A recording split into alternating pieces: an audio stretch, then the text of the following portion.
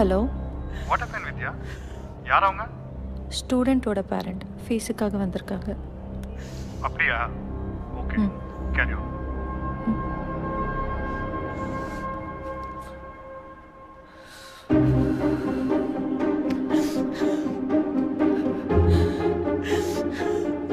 எனக்கு இப்போதாம்மா கல்யாணம் ஆச்சு.